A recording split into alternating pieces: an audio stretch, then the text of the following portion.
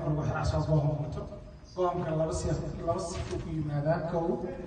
in qofka sharciga ah oo dhaho sharciga iyo kansali waxaa rabaa leeluusha ayaa airport lagu dhaafiyaa qof kale waxaa jira sharci wadanka qoysan ama ku wareeraya ama ku xanuunsaday go'aansada markiiba inuu dalka ka laabto sharci wadanku jooga ma jirin goohom ayuu samaystay airportku aad waxaa lagu xirayaa asagana wadanka sharciga ku jirta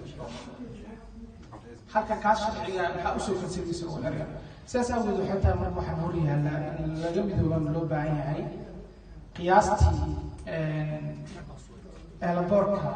oo ortaan ku jira hantida Soomaaliyeed ee laaluushka uga baxda bil waa 100,000 oo dollar reserve 100,000 oo rar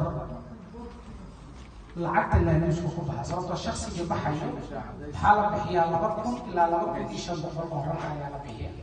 qofka laaluushka lagu dhaafinayo airport okay sanadkii dhibaatada bulshada Soomaaliyeed haysata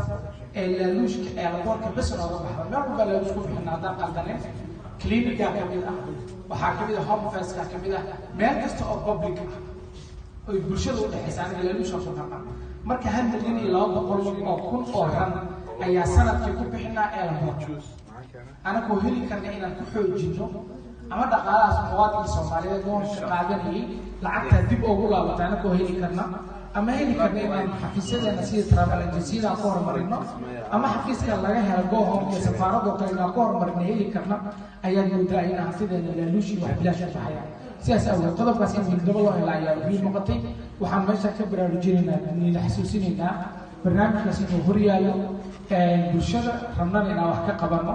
in cid walba ay kasii fikirto sida wax looga qaban lahaa barnaamijkaas iyo cid walba ay sida travel agency-yada kale iyo safaaradda si aan xal loogu helo marka Cabdullaahi ay soo xasuusiyeen muhiim tahay in meesha laga xusuusiyo xal loogu helo arrintaas marka al-ihsaan waxaan ka codsanaynaa barnaamijkaas inay qayb nagala qaadato hadduu alle si guul looga gaaro waa qiyaas kastaan muwaadinka Soomaaliyeed ku dhiban yahay gaar ahaan dhalinyarada ku dhiban tahay qodobkaas